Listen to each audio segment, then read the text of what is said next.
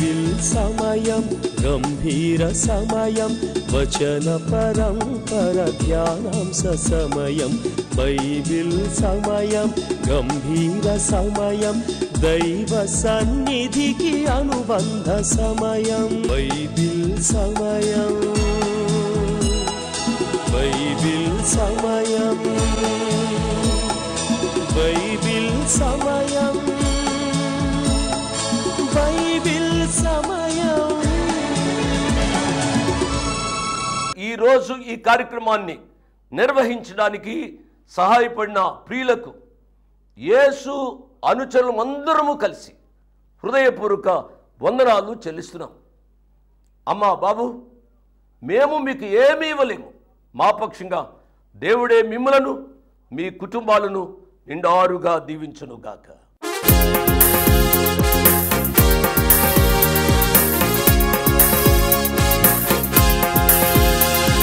సామ్రాజ్యాల చరిత్ర ప్రవచన గ్రంథం, దానియేలు ప్రవక్త భవిష్య జ్ఞానం, రాజీలేని విశ్వాసికి మనుగడ జీవం, సత్యదేవుని భద్రత మనకు క్షేమాధారం. దానియేలు గ్రంథం, దానియేలు గ్రంథం, దానియేలు గ్రంథం, దానియేలు గ్రంథం.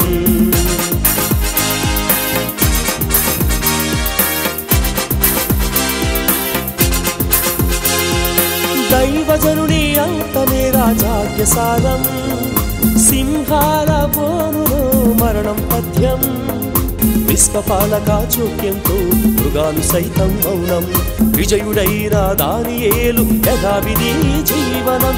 దానియేలు గ్రంథం, దానియేలు గ్రంథం.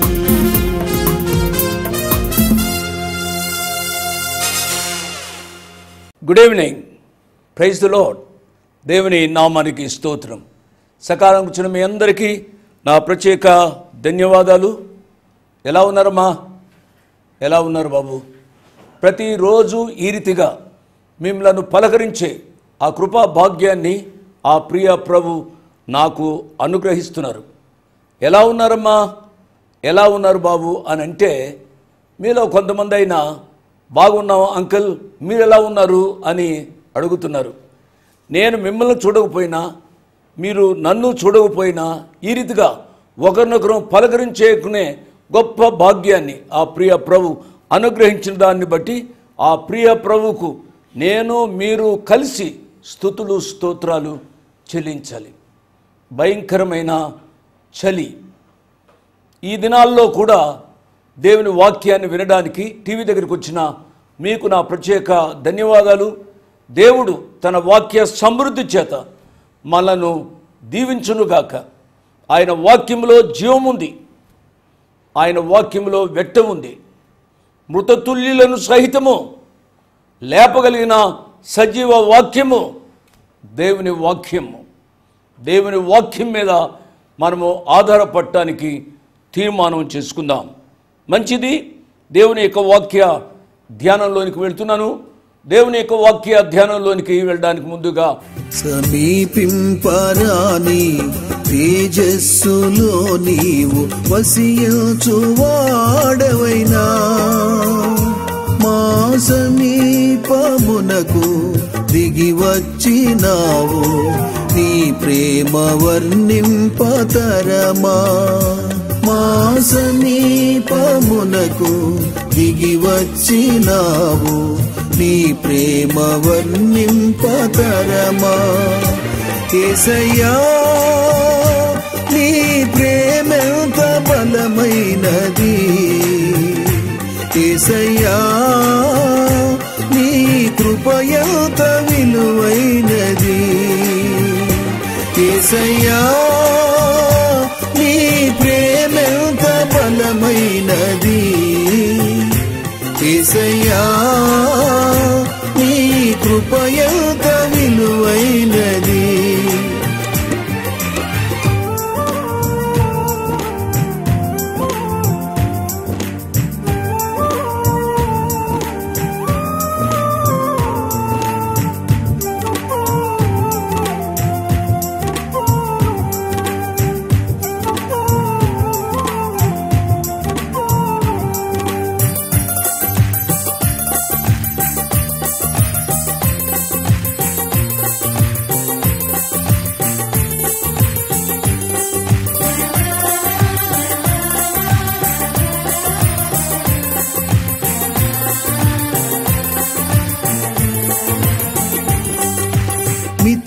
లేని నీ ప్రేమ గతి లేని నన్ను చూచి నా స్థితి మార్చినది, నన్నే శృతిగా చేసినది.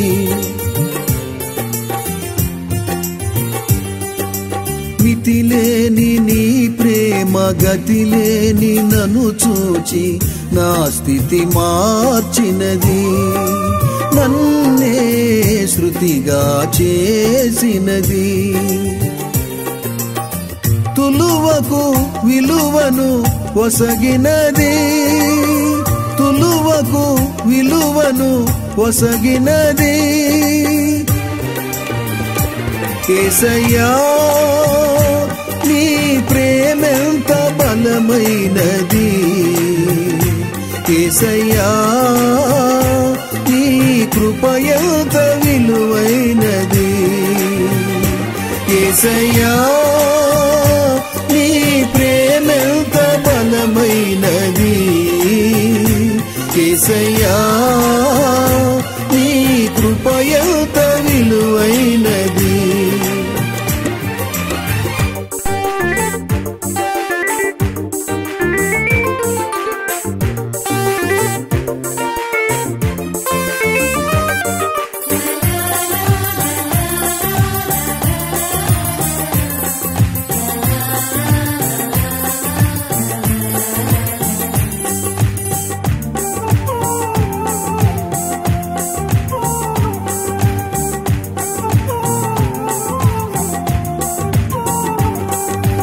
ధరయందు నేనుండి చెరయందు పడియుండ పరమందు చూచితివే, నన్నే పరమందు చేర్చితివే.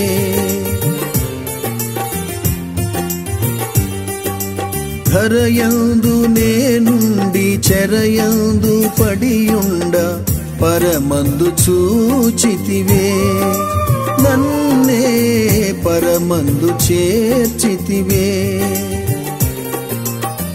కలునకు కరుణను వసగితివే, కలునకు కరుణను వసగితివే.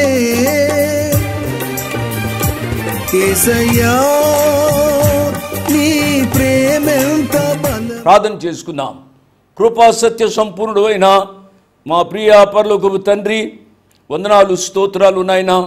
మీ కుమారుడు మా రక్షకుడు యేసు ప్రభు వారి అతి శ్రేష్టమైన నామంలో మీ కృపాసనాన్ని సమీపించడానికి మీరు మాకిచ్చిన ఆధిక్యత కొరకై వందనాలు స్తోత్రాలు.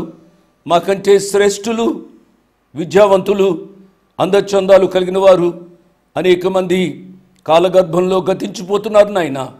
అపాత్రులు అయోగ్యులమైన మా యొక్క జీవితాలను పొడిగిస్తున్నందుకై ఏమి చెల్లించి మీ రుణాన్ని తీర్చుకోగలనైనా. ఏ కుటుంబంలో మరణాలు సంభవించాయో ఆ కుటుంబాలను ఆదరించుమని, ధైర్యపరచుమని మీరున్నారనే ఆ కృపా ధైర్యం ఆ కుటుంబీకులకు అనుగ్రహించమని ప్రత్యేకంగా ప్రార్థిస్తున్నాం. ప్రభువా, సహాయం చేయండి. ఈ రాత్రి నాతో మాట్లాడండి, మాతో మాట్లాడండి ప్రభువా. మీ కుమారునికి స్వారూప్యంలో మేము ఎదగడానికి సహాయం చేయండి. దానియేలు గ్రంథ ధ్యానాలు అర్థం చేసుకోవడం కొంచెం కష్టమైనప్పటికీ కూడా ప్రభువా, వచ్చిన వెంబడి వచ్చినాన్ని మీరు వివరిస్తున్న విధానం కొరకై మీకు వందనాలు స్తోత్రాలు. మానవునిక జ్ఞానము చాలదునైనా నాయనా, మీ పరమ జ్ఞానం మాకు అవసరమని మీ జ్ఞానం మీద ఆధారపడి బ్రతిమలాడి అడుగుతున్నాం నాయనా.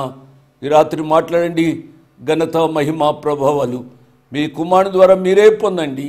యేసు ప్రభు వారి ఉన్నతమైన నామున స్తోత్రం చెల్లించి వేడుకున్నాము తండ్రి. ఆమెన్, ఆమెన్ అని చెప్పిన మీకు నా ప్రత్యేక వందనాలు.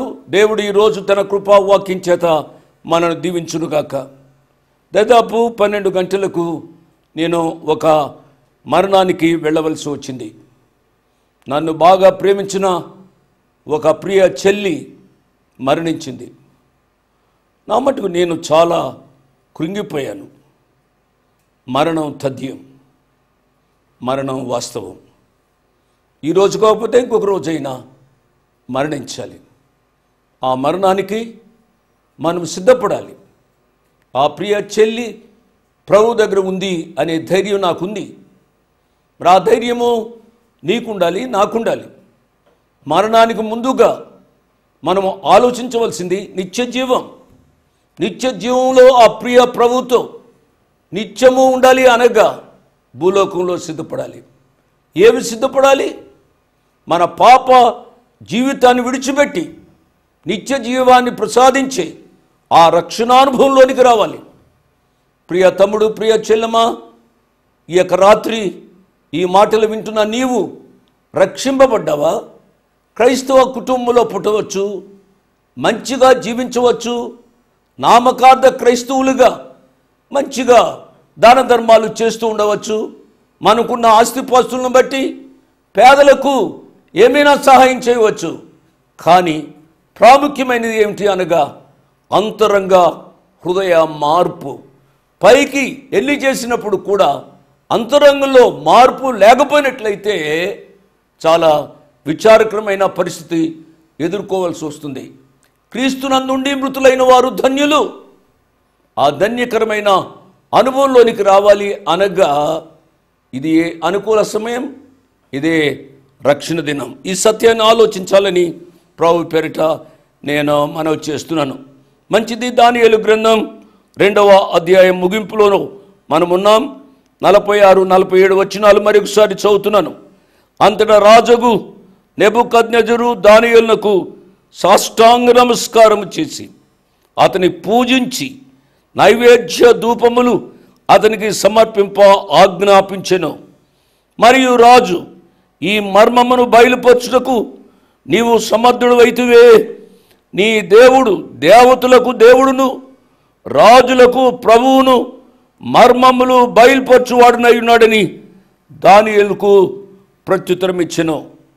నెబుకద్నెజరు కూర్చున్న స్వప్న భావాన్ని దానియేలు వివరించిన వెంటనే నెబుకద్నెజరు దానియేలు యొక్క పాదాల మీద సాష్టాంగపడ్డాడు.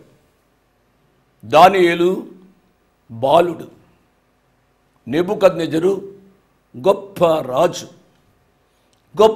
రాజు. ఒక యూదా జాతికి సంబంధించిన బాలుని పాదాలపై పడటం ఎంతో ఆశ్చర్యంగా లేదు? అవును. ఒక సత్యాన్ని మనం గమనించాలి. నేను పదే దానియేలు గ్రంథాల్లో చెప్తూ ఉంటాను. నేను చెప్పాను కూడా, నన్ను గనపరచు వారిని నేను గనపరుస్తాను, నన్ను ప్రేమించు వారిని నేను ప్రేమిస్తాను, వారిని తలగా ఉంచుతాను కానీ తోగ్గా ఉంచను. వాక్యం వింటున్నా నా ప్రియ తమ్ముళ్ళు, నా ప్రియ చెల్లెండ్రు, నా ప్రియ బిడ్డలు, దేవుని నామాన్ని గనపరచడానికి మీరు నేర్చుకోవాలి. నేను నేర్చుకోవాలి. నేను ఈ వృద్ధాప్యంలో ఉన్నప్పుడు కూడా ఇంకా నా శేషించిన జీవితంలో నా దేవునిని గనపరిచే అనుభవంలోనికి రావాలి. నా దేవుడు తృణీకరించబడ్డాడు అని అంటే నా జీవితంలో తృప్తికరమైనది ఉండదు ప్రియులరా. కాబట్టి మనమందరము ఆ ప్రియ దేవునిని గనపరిచే అనుభవంలోనికి రావాలని ప్రభు పేరిట నేను జ్ఞాపకం చేస్తున్నాను. నెబుకద్నెజరు చాలా ఆశ్చర్యపోయి సాష్టాంగపడ్డాడు. అతడు సాష్టాంగపడటం మాత్రమే కాకుండా ఆ రాజ్య ప్రజలందరూ కూడా దానియేలు పాదాలపై సాష్టాంగపడమని ఆజ్ఞాపించాడు. ఆ రీతిగా విగ్రహాల మీద సాష్టాంగపడటం ఆ రాజు ప్రజలకు బాగా తెలుసు. విగ్రహారాధికులైన ఆ ప్రజలు ఒక నిజమైన దేవుని యొక్క బిడ్డ పాదాలపై పడడం ఆశ్చర్యంగా ఉంది. ఇది ఎంతవరకు సత్యమో మనం ముందు అధ్యాయంలో మనము చూస్తాము. భయంకరమైన విగ్రహారాధనకు ఇది ఒక గొడ్డలి పెట్టు. ఎందుచేతనగా నెబుకద్నెజరు నిజదేవుని బిడ్డ పాదాలపై పడి మ్రొక్కడం అనేది కనుక ఇది ఆలోచించవలసిన విషయము. విగ్రహాలను పూజించే రాజు జీవితంలో మొలకెత్తి పెరుగుతున్న విశ్వాసానికి ఇది సూచన అని అంటమా? అలాగ అనలేము కూడా. ఎందుచేతనగా 3వ అధ్యాయంలోనికి వచ్చేటప్పటికి ఇదే నెబుకద్నెజరు రాజు మరలా విగ్రహాన్ని పూజిస్తూ ఉన్నాడు. నేను 2వ అధ్యాయానికి 3వ అధ్యాయానికి తేడా చెప్పినప్పుడు ఈ విషయాలు నేను చెప్తాను. ఇక్కడ మనము గ్రహించవలసింది, మనము కూడా దానియేలు వలె నమ్మకంగా జీవిస్తే మనను కూడా దేవుడు ఉన్నతమైన స్థాయికి తీసుకుని వస్తాడు అనే విషయాన్ని నేను జ్ఞాపకం చేస్తున్నాను. 48, 49 వచనాలు. అప్పుడు రాజు దానియేలును బహుగా హెచ్చించి అనేక గొప్ప దానములిచ్చి అతనిని బబులోను సంస్థానమంతటి మీద అధిపతిగాను బబులోను జ్ఞానులందరిలో ప్రధానిగాను నియమించెను. దేవుని నామానికి స్తోత్రం. అంతటా దానియేలు రాజునొద్ద మనవి చేసుకొనగా రాజు షడ్రకు, మేషకు, అబేద్నెగోను వారిని బబులోను సంస్థానం మీద విచారణకర్తలుగా నియమించెను. అయితే దానియేలు రాజు సన్నిధిని ఉండెను. రాజు దానియేలును బహుగా హెచ్చించాడు. దానియేలును రాజు కొలువులో ప్రధానమంత్రిగా కనుక చాలా ఉన్నతమైన స్థాయిలోనికి హెచ్చించాడు. చాలా బహుమానాలు ఇచ్చాడు. ఈ రీతిగా ఇచ్చినప్పుడు దానియేలులో ఉన్న ఒక విశిష్టమైన గొప్ప లక్షణాన్ని నేను చెప్పబోతున్నాను. జాగ్రత్తగా వింటున్నారు కదా. దానియేలును ఎప్పుడైతే ఈ రాజు ఉన్నతమైన స్థాయికి హెచ్చించాడో, దానియేలు తనతో ఉన్న స్నేహితులను అనగా షడ్రకు, మేషకు, అబేద్నెగోలను ఆయన మరువలేదు. దేవుని నామానికి స్తోత్రం. మన యొక్క జీవితాల్లో ఆలోచించాలి. మనం ఒక స్థాయిలోనికి వచ్చినప్పుడు మన స్నేహితులను మర్చిపోతాం. మన స్నేహితులను మర్చిపోవడం ఏంటండి? మన తోబుట్టువులని మర్చిపోతాం. మన తోబుట్టువులను మర్చిపోవటండి. మనకు జన్మనిచ్చిన మన తల్లిదండ్రులనే మర్చిపోతున్నాం. చాలా విచారకరమైన సంగతి అండి. దానియేలు రాజునకు తన స్నేహితులను గూర్చి చెప్పాడు. రాజు ఏం చేశాడు అనగా, రాజు ఆ షడ్రకు, మేషకు, అబేద్నెగోలను పిలిపించి వారు కూడా ఉన్నతమైన స్థానాలను కల్పించినట్లుగా మనం చూస్తాం. దేవుని నామానికి స్తోత్రం అండి. బబులోను విగ్రహారాధన పూరితమైన ఆ దేశాన్ని కాపాడవలసింది ఒక యూదుడు, ఒక దేవుని బిడ్డ దానియేలు. దానియేలును దేవుడు అంతగా హెచ్చించాడు. దానియేలును దేవుడు అంతగా హెచ్చించినప్పుడు కూడా దానియేలు ఎన్నడూ కూడా దేవుని మరువలేదు. మన యొక్క జీవితాల్లో కూడా దేవుడు మనను హెచ్చించినప్పుడు మనం ఇంకా తగ్గి ఆ ప్రభు వారిని గణపరచడం నేర్చుకునేవాళ్ళని ప్రభు పేరిట నేను జ్ఞాపకం చేస్తున్నాను. ఇంతటితో దానియేలు గ్రంథం 2వ అధ్యాయ ధ్యానాలు ముగిశాయి. దానియేలు గ్రంథం 2వ అధ్యాయాన్ని నేను సమీక్షిస్తున్నాను. 10 పాయింట్లు నేను చెబుతాను. రాసుకోవాల్సిన వారు రాసుకోనండి. 1, శకునగాండ్రపై, జ్యోతిష్కులపై ఆధారపడవద్దు. 2వ అధ్యాయం 1వ వచనం నుంచి నేను చెబుతున్నాను. వారి భవిష్యత్తే వారికి తెలియదు. వారి భవిష్యత్తే వారికి తెలియనప్పుడు వేరే భవిష్యత్తు చెప్పగలరా? మీరు ఆలోచించాలి. ముహూర్తాలు చూడవద్దు. పెండ్లికి, గృహప్రతిష్ఠలకు తేదీలు నిర్ణయించవలసి వచ్చినప్పుడు ఏ అన్యుని సంప్రదించవద్దు. నా మాటలు చాలా జాగ్రత్తగా వినాలి. మీరు నేను ఏమి చేయాలి అనగా ప్రార్థించాలి. ఫలానా వారు మంచిది, ఫలానా వారు మంచిది కాదు. నో, దేవుడిచ్చిన అన్ని రోజులు మంచివే. దేవుడు ఒక గృహాన్ని ఇస్తే ఆ గృహాన్ని ప్రతిష్ఠ చేయవలసి వచ్చినప్పుడు దైవ సేవకుని, తోటి విశ్వాసులను, తోటి క్రైస్తువులను పిలిపించి స్తుతికూటంలా పెట్టి స్తుతికూటం జరిపించడం ద్వారా దేవుడు మహిమ పొందుతాడు, నీకు ఆశీర్వాదం కలుగుతుంది. అంతేకాని పాలు పొంగించడం, కొబ్బరికాయలు కొట్టడం, గుమ్మానికి గుమ్మడికాయలు తగిలించడం మంచిది కాదు అనే విషయాన్ని నేను జ్ఞాపకం చేస్తున్నాను.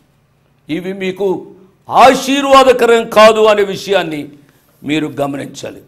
రెండవది, రాజు తనకు వచ్చిన కలబాము చెప్పకపోతే ఆ దేశంలో ఉన్న జ్ఞానులను నాశనం చేస్తాను అన్నాడు. కాబట్టి ఆ జ్ఞానులలో దానియేలు, షడ్రకు, మేషకు, అబేద్నెగో కూడా ఉన్నారు. వారు కూడా నాశనం కావాలి. జాగ్రత్తగా వింటున్నారు కదా. ఈ శాసనం బయలుదేరిన వెంటనే వారు భయపడలేదు. వారు ఎవరి దగ్గరికి వెళ్ళారు అనగా వారు రాజును ఆశ్రయించలేదు. రాజుకు ఏదో క్లూ చెప్పమని మిగిలిన శకునగాండ్ర వల్ల అడగలేదు. ప్రియులారా, వారు దేవుని సాన్నిధ్యానికి వెళ్ళారు. వారు దేవుని సాన్నిధ్యానికి వెళ్ళి కలిసి ఏక మనస్సుతో ప్రార్థించారు. దేవుని నామానికి స్తోత్రం. ఈ మాటలు చెబుతుంటేనే నా హృదయంలో ఎంతో సంతోషంగా ఉంది. 3, వారు ఏక మనస్సుతో నలుగురు కలిసి ప్రార్థించారు. దానియేలునకు కలభావము తెలియపరచబడింది. దానియేలునకు కలభావము తెలియపరచబడినప్పుడు మిగిలిన 3 అసూయ పడలేదు. ఎన్నడూ కూడా అసూయ లక్షణము పనికి రాదు అనే విషయాన్ని నేను జ్ఞాపకం చేస్తున్నాను. 4, కలభావము తెలియపరచబడిన వెంటనే వారు రాజు దగ్గరకు పరిగెత్తలేదు. వెంటనే వారు నలుగురు కలిసి దేవునిని స్తుతించారు. కలభావం తెలిసింది ఒకరికి, కానీ నలుగురు దేవునిని స్తుతించినట్లుగా మనం చూస్తూ ఉన్నాం. 5వది, వారి స్తుతిలో దేవుని యొక్క గొప్పతనం నిండి ఉంది. ఆయనకు ఔన్నత్యాన్ని వారు కొనియాడారు. యుగములన్నిటినూ దేవుని నామము స్తుతినొందునుగాక అని ఆ దేవునిని కొనియాడారు. మనం ప్రార్థన మొదలు పెడితే చాలు, ఎంతసేపు నన్ను దీవించు, వారిని దీవించు. నేను టీవీ ప్రసంగం అయిన తర్వాత ఫోన్స్ రిసీవ్ చేసుకుంటాను. ఏమని ఫోన్ చేస్తారంటే, మా గేదె పోయింది నాయన, గేదె ఎక్కడుందో. గేదె ఎక్కడుంటుందో నాకేం తెలుస్తుందండి. గేదె ఎక్కడుందో మీరు ప్రార్థన చేసి అది తెలుసుకుని నాకు మరలా ఫోన్ చేయండి. ఇదొకటి మరలా నాకు చాలా విచారకరమైన సంగతి. తెలుగు ప్రజలారా, మనము గొప్ప విశ్వాసులుగా ఉండాలి. గొప్ప విశ్వాసులమైనప్పుడు ప్రతి చిన్న విషయాన్ని కూడా ప్రభు మీద ఆధారపడటం నేర్చుకునే వాళ్ళని ప్రభు పేరిట నేను జ్ఞాపకం చేస్తున్నాను. 6వది, దేవుని స్తుతించిన తరువాత వారు రాజు దగ్గరికి వెళ్ళి వారి దేవుణ్ణి ఆ రాజుకు పరిచయం చేశారు. అదేవిధంగా మన సేవలో మన గొప్పతనాన్ని మనము చాటుకోకూడదు. మన గొప్పతనాన్ని మనము చాటుకొనక మనుషులు రక్షింపబడాలనే తపన మన జీవితంలో ఉండాలి. దినాల్లో టీవీ విప్పితే చాలు, మా చర్చికి అంతమంది వస్తారు, ఇంతమందికి వస్తారు, మా చర్చిలో అంతమంది స్వస్థత పొందుతున్నారు, ఇంతమంది స్వస్థత పొందుతున్నారు, ఎంతమంది రక్షణ పొందుతున్నారో, ఎంతమంది క్రైస్తవేతరులు వస్తున్నారు, ఇది లేదు. ఎంతసేపు వారి సెల్ఫ్ డబ్బా వారు వాయించుకోవడమే అయిపోయింది. ఒక పెద్దవానిగా ఈ మాటలు నేను చెబుతున్నాను. ఘనత, మహిమ, ప్రభావాలు ఆ ప్రియ ప్రభువుకే చెల్లునుగాక.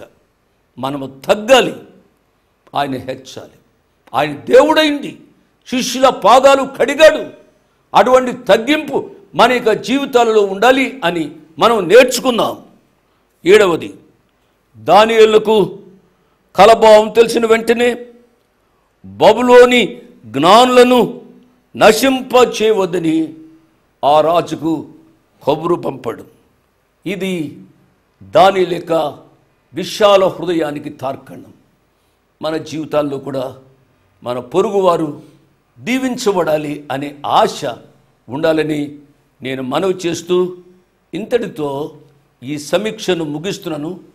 ఇంకా సమీక్షలో కొన్ని పాయింట్స్ ఉన్నాయి, అది చెప్పి 3వ అధ్యాయంలోనికి నేను వెళ్తాను. ప్రియులారా, ఈ దానియేలు గ్రంథంలో ఉన్న ప్రతి అంశాన్ని మనం గ్రహించి మన యొక్క ప్రస్తుత జీవితం భావి జీవితం కొరకై సిద్ధపడవలని మనవి చేస్తూ ముగిస్తున్నాను. దేవుడు మిమ్మల్ని నిండారుగా దీవించునుగాక. ఆమేన్. ఇంతవరకు వాక్యాన్ని విన్నందుకు మీకు నా హృదయపూర్వక వందనాలు. ఒక ప్రత్యేకమైన మనవి చేయడానికి మరొకసారి మీ ముందుకు వస్తున్నాను. అదేమిటనగా, ఈ కార్యక్రమాన్ని నిర్వహించడానికి నేను ఎంతో ధైర్యం చేశాను అనే విషయాన్ని జ్ఞాపకం చేస్తున్నాను. డబ్బుండి కార్యక్రమాన్ని ప్రారంభించలేదు. నన్ను రక్షించి ఇంతవరకు పిలిచిన ప్రభు ఉన్నారు అని, తదుపరి విశ్వాసులైన మీరు ఉన్నారు అనే ధైర్యంతో ఈ కార్యక్రమాన్ని కొనసాగిస్తున్నాం. కాబట్టి ఈ కార్యక్రమానికి అయ్యే ఖర్చులో కొంత భాగమైన మీరు భరించాలని మనవి చేస్తున్నాను.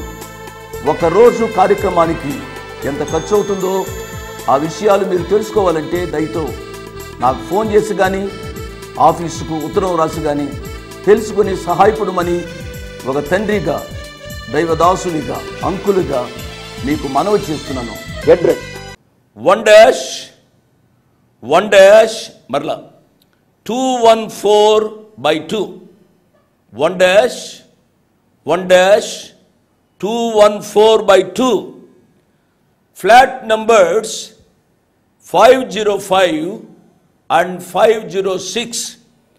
Flat numbers 505 and 506. Prithvi apartments extension, Prithvi apartments extension, Vivek Nagar, Chikkadpally, Hyderabad 20. దేవుడు మిమ్మల్ని నిండారుగా దీవించునుగాక. ఆమేన్.